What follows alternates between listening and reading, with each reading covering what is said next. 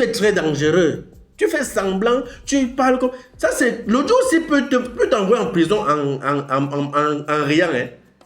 C'est-à-dire que l'audio aussi peut te faire du sale en montrant ses dents, comme on dit qu'il blague. Alors que le gars est très, très sérieux, très dangereux. Quand vous voyez faire ce truc comme s'il blague, le type... Ah, méfiez-vous, hein.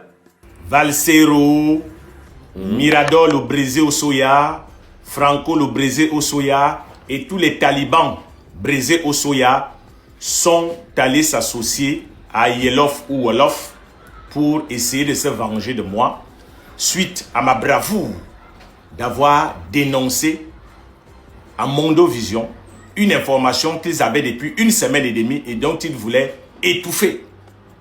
Aujourd'hui, les gars sont tellement remontés contre moi qu'ils ont décidé d'aller s'associer à un frère sénégalais pour venir en découdre avec moi. C'est comme ça qu'il faut comprendre cette affaire. Ils n'ont pas pu accéder au pouvoir. Ils sont prêts à tout. Ça, c'est la première chose. Donc, ce qu'ils font là, c'est qu'ils sont très remontés contre moi parce que j'ai démantelé leur faux qu'ils voulaient ici cacher une affaire aussi grave comme le meurtre qui s'est passé à Baloum. Ah oui. C'est pour ça que depuis hier, beaucoup reprennent ta vidéo. Et j'ai aussi compris que tu n'es pas un idiot. Tu as compris qu'actuellement, avec Bertie le Kémite, tu as tenté l'audience, ça n'a pas donné. J'ai regardé tes vidéos, il n'y a pas eu l'audience. Tu as tenté avec d'autres personnes, d'autres Camerounais, ça n'a pas eu. Aujourd'hui, tu t'es dit, voici le Daichi de l'audience au Cameroun à l'heure actuelle. Voici le Daichi de l'audience. Donc, je vais m'accrocher sur la publication qu'il a eu à faire parlant du Camerounais Kylian Mbappé qui a battu le Sénégal de Wolof. Avant ça, j'avais déjà fait des publications sur ça.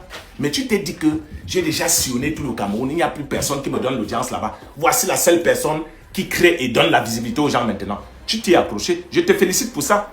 C'est pour ça que je te veux en 1 contre 1. Je t'ai dit qu'on choisit un panel TikTok, toi et moi, avec un arbitre neutre d'une autre nationalité. Valsero, grand frère, je suis le seul des trois qui ne vit pas et ne travaille pas au Cameroun. Tu comprends? J'ai dit qu'il ne vit pas et ne travaille pas au Cameroun. Donc si tu fermes le Cameroun, si tu deviens président et que tu nous demandes d'aller voir ailleurs, moi Raoul, j'irai tellement voir ailleurs et je serai tellement à l'aise. Je serai tellement à l'aise. En fait, c'est ça même qui fait mal aux gens comme les Franco brisés, les Mirador brisés. C'est de se rendre compte que Raoul est tout le temps parti, il est tout le temps entre 2 avions, il est tout le temps avec les chefs d'État, il est dans les pays, on le voit dans les grands sommets, il fait comment le Raoul qu'il néglige, le Raoul qu'il méprise, comment il réussit à faire tout ça. C'est la grâce de Dieu qui m'a localisé. C'est un enfant béni du Seigneur. Donc je n'ai pas besoin des petites prébendes. Waouh, waouh, waouh, waouh, waouh, waouh, waouh. S'il faut parler des jeunes qui sont partis de nulle part, de rien, pour devenir des exemples pour notre société aujourd'hui, on doit prendre Raoul Christophe Mbia. Mirador, tu as échoué complètement ta vie. Franco, Dieu ne vous a pas béni. Dieu n'a béni personne entre Mirador et Franco. Parce que personne de vous n'a réussi. Personne de vous est un exemple à suivre. S'il faut suivre un jeune, un exemple, quelqu'un qui remplit tous les critères, qui a réussi, qui est tout le temps avec les chefs d'État, voyez, qui est dans les avions et tout. Mirador, est-ce que tu es allé aux États-Unis? Tu es allé en France? Franco, tu as le passeport. Ceux qui ont réussi, c'est les Raoul Christophe Mbia. Un jour, aussi, Alléluia, ça dit qu'il est même tellement, il est plus riche que moi, que dans la vraie vie, là. S'il faut parler, il est sauvagement riche, ça dépend, hein. Tu me connais où? Tu connais ma vie? De quelle richesse d'abord tu parles? Féro! Calme-toi. Imaginez, vous fermez les yeux, les amis. Un matin, vous voyez sur Facebook que Fally Ipupa a fait une demande de featuring avec Prince Aimé. Vous-même, vous n'avez pas Wanda. C'est-à-dire que quelqu'un dit qu'il est le Daichi. C'est lui qui donne la visibilité. Mais il demande à quelqu'un qui est supposé parler de lui pour avoir un peu de visibilité, le duel. Pourquoi tu as fait le duel de Mirador? Parce que je savais que tu ne me fais pas tenir.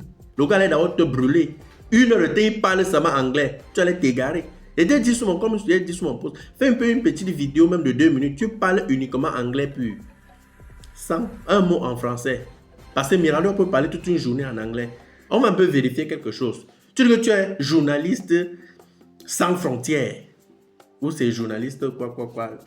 Bref. Je voulais interpeller dans cette vidéo Étoile Caribbean. Étoile Caribbean, viens. Tu nous as présenté ce Raoul Bia comme un blagueur, n'est-ce pas? Tu as dit que Raoul Bia passe le temps à nous faire les pics, les blagues. Est-ce que tu as écouté ce que Raoul Bia a dit? C'est-à-dire que vous blaguez avec la communication. Hein? C'est tout et tout dit. Qui écoute Raoul Bia? Pour ne pas parler du monde entier. Tout de même comme tous ces gens nous écoutent. Raoul Bia se permet de dire que comme Franco et Mirador, je reste sur nous hein, parce que ce n'est que nos noms qui prononcent. Ne venez pas nous parler ici que c'est une figure de style. Arrêtez ça. Arrêtez la manipulation. Que comme Franco et Mirador n'ont pas pu renverser le président Paul Biya parce que Raoul Biya est venu se placer devant nous comme ça, nous bloquer, nous empêcher de passer. On a tellement mal. Et c'est pour cette raison qu'on part chercher Hello. Il est là. Au Sénégal comme renfort. Voilà les paroles de quelqu'un que tu dis qu'il est en train de blaguer avec nous. On blague avec ce genre de choses. Est-ce qu'on... Et toi, Caribbean, on blague avec ce genre de choses. Voilà quelqu'un qui nous traite de... Je ne sais même pas quel mot je vais employer.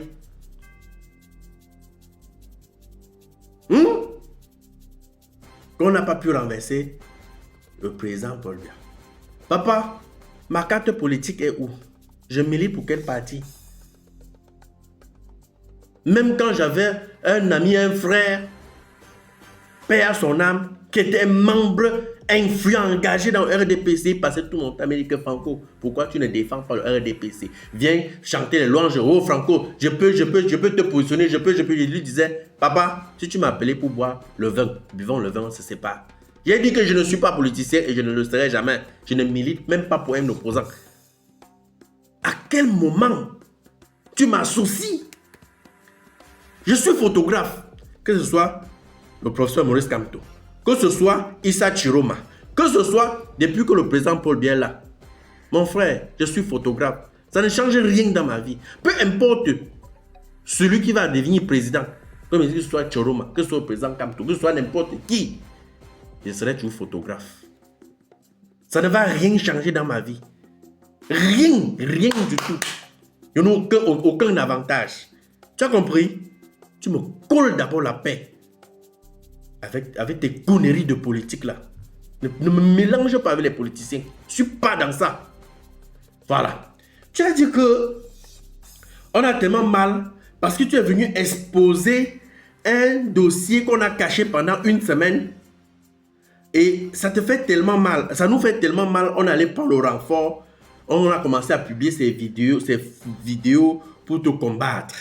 Parce que tu es tellement fort. C'est grâce à toi que l'affaire a pris la toile. Oh, ils sont bien. Avant toi, avant que tu ne parles, nous étions au courant. Bon, bref, tu as dit qu'on était au courant et on a caché. Est-ce qu'après ta sortie, moi particulièrement, tu m'as influencé? J'ai parlé. C'est hier que j'ai fait ma première vidéo. Je t'avais répondu seulement sur ta sortie pour te dire que papa, quand un dossier comme ça arrive, non, prends autant. Ouais, prends autant et réfléchis. Les gens sont venus ici dire que, oh, quand l'affaire Martinez Ogo est sortie, pourquoi tu n'as pas pris le temps? Oh, quand l'affaire is... Allez regarder toutes les vidéos là. Si j'ai pris toujours du temps. Qu'on parle déjà de maître. Qu'on parle déjà de... Quand on dit déjà qu'il y a mort d'homme.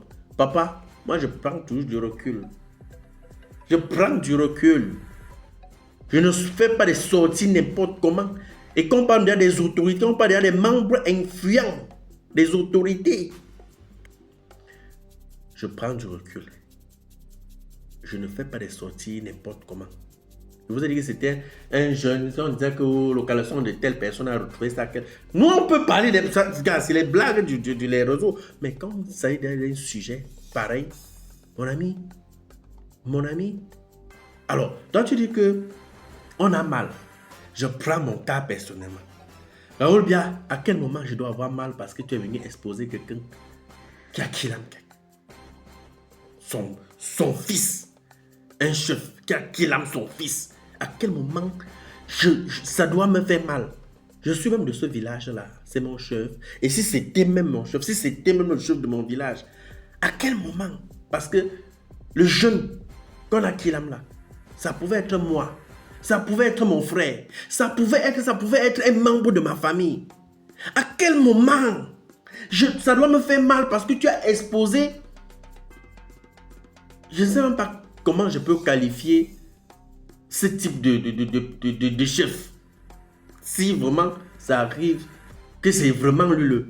Bon, on dit que la vidéo est là. Parce qu'il y avait pas moi, encore il m'a lynché que la vidéo d'idéal tout. Ok. À quel moment, là où Christophe Biya, je vais avoir mal? Attends, je ne suis pas un humain, frère.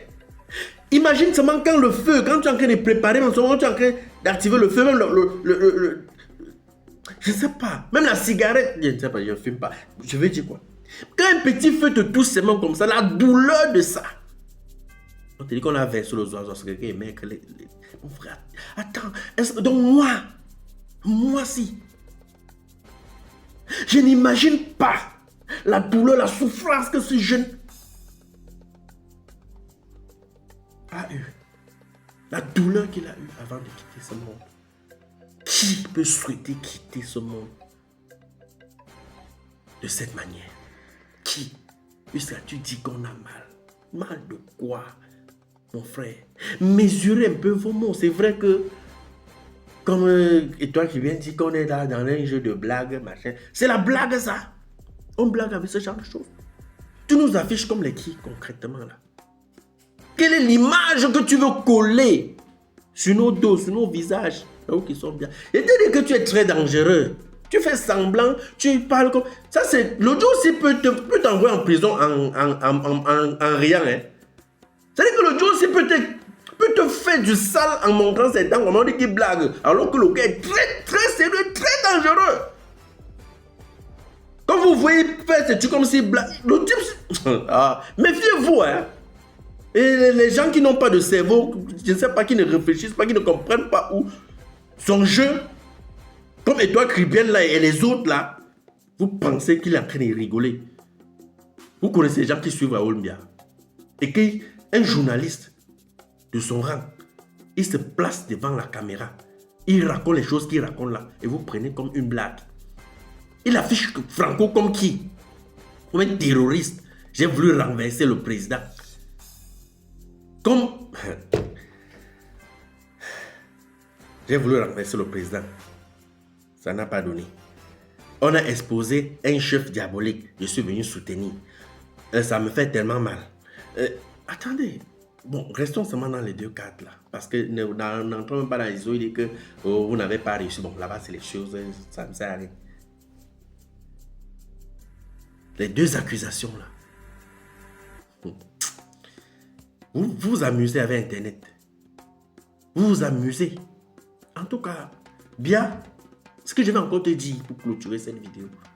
Les blagues ont les limites. L'image que tu veux donner de nous là, que tu veux afficher, que tu veux faire croire. Parce que tu veux faire croire aux gens que Franco, Mirador, c'est des terroristes.